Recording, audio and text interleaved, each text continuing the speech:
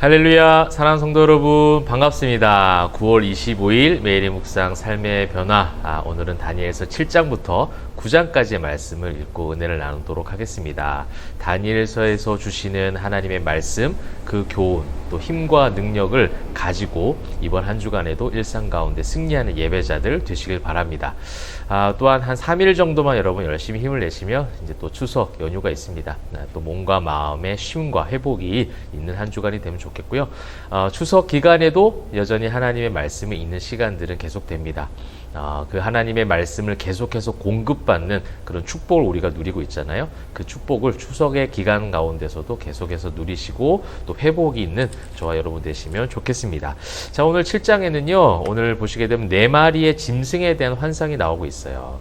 이제 4절에 보시게 되면 첫째는 사자와 같고, 5절에 다른 짐승 곧 둘째는 곰과 같고, 6절에 그 후에 내가 또 본즉 다른 짐승, 세 번째 표범과 같은 것이 있고, 또 7절에 내가 밤 환상 가운데 그 다음에 본 넷째 짐승은 무섭고 놀랍다. 열불 달린, 그래서 굉장히 더 강해 보이는 그런 짐승의 환상으로 이제 4가지의 짐승에 대한 환상을 보게 됩니다. 이것은 이제 신학자들과 또 여러 가지 이제 해석적인 주석적인 측면에서 이제 보게 되어지면 이 사자는 바벨론을 가리키는 거고요. 곰은 그 다음 제국이죠. 이 바벨론이 이스라엘 백성들을 포로화 시켰잖아요. 침략을 해서 점령을 해서 포로가 되게 했고, 그 다음에 이제 나온 나라가 바사 제국입니다. 그 바사 제국에서 이제 이스라엘 백성들이 포로 생활을 끝으로 귀환하게 되어지고 새롭게 이제 회복이 되어지는 장면. 70년의 포로 기간이 이제 지나가게 되어지는 것이죠. 그 이후에는 이제 헬라 제국이 이제 등극을 하게 됩니다. 여러분 잘 아시는 그 속에는 알렉산더 대왕. 이제 나중에 그 부분들이 또 나오게 돼요. 그렇게 이제 열국들이 시대가 가면서 역사가 흘러가면서 그 힘의 권력들이 계속 그 저울추들이 옮겨가는 것을 보게 되어지는 것이죠. 그래서 그 당시에 강했던 나라와 제국들이 그 주변을 다스리고 통치하는 그런 모양새들이 나오고 있는데, 7장과 8장을 연결해서 좀 보게 되어지면 그렇게 시대가 바뀌고 힘과 권력이 바뀌는 상황 가운데에서 계속해서 하나님을 믿는 주님의 백성들, 바사 제국을 통해서 예루살렘으로 귀환하게 되어지고 회복이 되어지지만, 또 그 이후에 헬라, 또 그 넘어가서 로마 제국까지, 예수님 시대에 있는 그 시대까지 계속해서 믿는 자들은 핍박을 당합니다.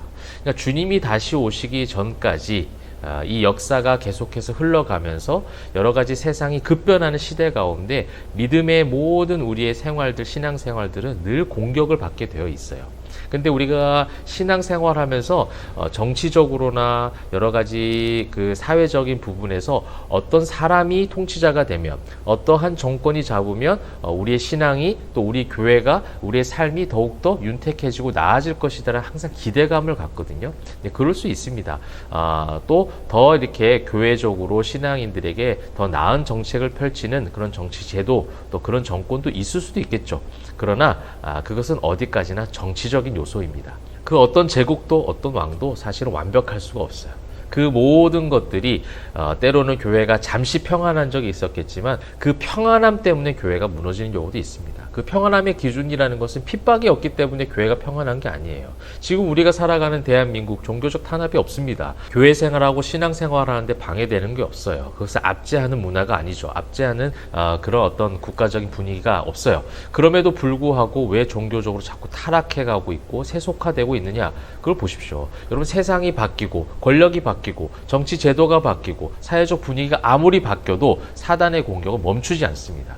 여러분, 우리가 그것을 볼 수 있어야 되는 거예요. 그럼 우리가 봐야 되는 관점은 무엇이냐? 그런 급변하는 역사 가운데 힘의 권력이 계속해서 이동해가는 가운데서도 변하지 않는 분이 계시다라는 거예요. 오늘 7장에 보시게 되면 9절, 내가 보니 왕자가 놓이고 옛적부터 항상 계시니가 좌정하셨는데, 어떤 이가 계신다고요? 옛적부터 항상 계신, 영원성, 영원하신 하나님. 세상은 늘 이렇게 변하지요. 바벨론이 실권을 잡고 있을 때가 있고, 바사 제국이, 헬라 제국이, 로마 제국이 계속해서 역사가 변하여지고 그렇게 힘의 모든 것들이 이동을 하는 것처럼 보이지만, 그 가운데 항상 그 자리에서 좌정하셔서 우리와 함께 하시는 영원하신 하나님이 이 속에 계시다라는 거. 그것을 다니엘서를 통해서 계속 보게 하시는 거예요. 다니엘의 환상을 통해서 그것을 의지하게 만드는 거예요. 이렇게 급변하는 시대 상황 가운데 그 왕과 제국, 그 힘과 세상의 것들을 의지하지 말고 옛적부터 항상 계셔서 좌정해 계시는 그 하나님을 바라보라는 겁니다. 그래서 22절에도 또 나오고 있죠. 옛적부터 항상 계신 이가 와서 지극히 높으신 이의 성도들을 위하여 원한을 풀어주셨고 때가 이름에 성도들이 나라를 얻었더라. 그런 역사 가운데 계속해서 성도들과 함께하고 계시고 핍박이 있지만 또 이내 회복시키시기도 하고요. 그 가운데 주님이 다시 오시기 전까지는 이 죄와의 싸움이 계속되고 있는데 좌정하셔서 함께해 주시겠다는 그런 구원의 보존의 법칙을 구원의 하나님의 섭리들을 우리에게 지금 가르쳐주고 계십니다. 그래서 8장에서도요, 수양과 순념소에 대한 환상을 보게 되어지죠. 근데 이것은 이제 1절부터 이제 앞에 9절 또 14절까지 그 환상에 대한 내용들을 이야기하고 15절부터는 그 환상에 대한 내용들을 해석해서 듣게 되어집니다. 그래서 20절에 보게 되면 두 뿔 가진 순양은 곧 메대와 바사 왕들이고 털이 많은 순념소는 곧 헬라 왕이고 이렇게 계속해서 그 왕들 바뀌는 제국에 대한 환상을 보게 하시는 거예요. 예, 가운데 계속해서 그런 제국들이 변할 때마다 거룩한 백성들이 핍박을 받을 때가 있다라는 거예요. 예루살렘으로 나중에 귀환해서 성전이 회복되어지고 성벽이 다 세워지지만 또 그것은 또 무너지기 마련이고 또 계속해서 핍박과 환난이 임할 것이다. 그러므로 그 속에서 주님이 다시 오시기 전까지 우리와 함께 하시는 그 하나님과 함께 그 하나님을 바라보는 신앙, 그 하나님의 섭리를 인정하는, 하나님의 통치하심을 인정하는 그 신앙의 온전한 회복을 지금 하나님은 기대하고 계시는 거예요. 그럼 24절에도 보게 되면 강한 자들과 거룩한 백성을 멸하리라, 그 하나님의 백성들을 계속해서 핍박하고 환난이 임한다는 그 말씀들을 주고 계시고, 그래서 27절에 나 다니엘이 지쳐서 여러 날 앓다가 일어나서 왕의 일을 보았느니라, 내가 그 환상으로 말미암아 놀랐고 그 뜻을 깨닫는 사람도 없었느니라. 여러분, 그래요. 이것이 지금 온전한 신앙의 고백이 되어야 돼요. 하나님의 온전한 그 뜻을 우리는 다 알 수 없어요. 그러나 역사 가운데 영원하셔서 통치하고 계시는 하나님, 그 하나님을 인정하는 것이 하나님께서 기대하시는 성경적 신앙이라는 겁니다. 사랑하는 성도 여러분, 우리의 개인의 삶 가운데도 그럴 수 있어요.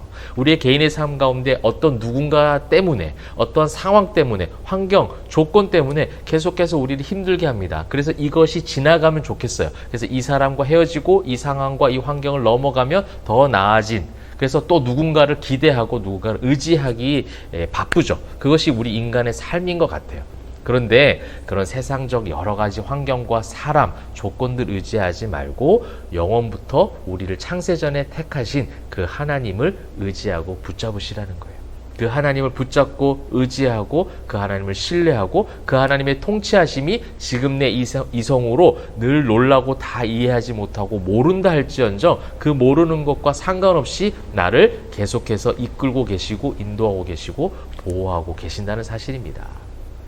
그래서 9장에 와서 다니엘은요, 하나님 앞에 엎드려 기도하는 그런 모습들이 나와요. 이게 신앙인들이 보여줘야 될 신앙인들의 자세요. 참된 하나님께서 기대하는 우리들의 모습인 것 같습니다. 하나님 앞에 기도하는 거예요. 통회하고 자복하며 그렇게 하나님 앞에 기도하는 그런 다니엘의 모습들, 이것이 오늘날 저와 여러분들이 회복돼야 될 부분인 것 같습니다. 그래서 저도 9장을 보면서 참 많은 회개가 나오게 되었습니다. 저의 여러 가지 모습들 때문에 하나님 앞에 그렇게 온전치 못했던 부분들을 다 내어놨어요. 우리는 범죄하였고 악을 행하였나이다 고백처럼, 하나님 내가 범죄하였습니다. 내가 생각으로, 입술로, 행실로, 모든 마음으로 범죄했던 나를 하나님 용서하여 주옵소서. 그래서 18절 19절 나의 하나님 귀를 기울여 주옵소서. 그렇게 황폐한 이 상황 가운데 하나님 이 나의 삶을 보시옵소서. 우리가 주 앞에 간구하옵는 것은 우리의 공의를 의지하여 하는 것이 아니오 주의 큰 긍휼을 의지하여 함이니이다. 아멘. 그죠?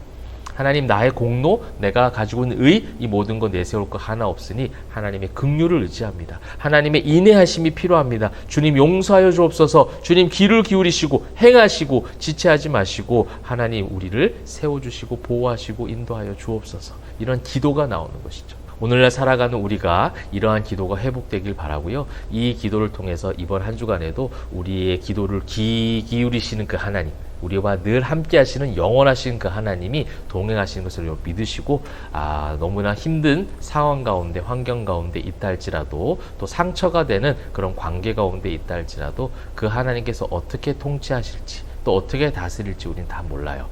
그것을 신뢰하고 인정하고 내가 하나님의 모든 뜻을 모른다라는 것을 인정하는 신앙, 나의 모든 힘을 다 빼고, 내일도 여러분 다니엘서를 보면 그런 내용들이 나오거든요. 나 힘이 쭉 다 빠졌을 때 하나님의 힘이 우리 교회와 가정과 내 삶 가운데 임하신 줄 믿습니다. 그리고 그 힘이 가장 아름다운 길로, 가장 적절한 그런 때와 장소로, 그 길로 하나님께서 인도하실 줄 믿습니다. 그 믿음으로 승리하시는 이번 한 주간 되시기를 주님의 이름으로 축복합니다. 기도하겠습니다.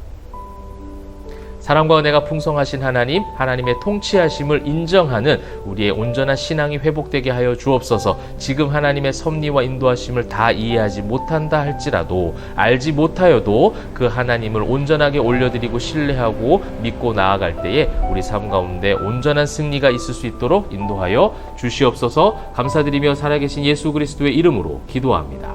아멘.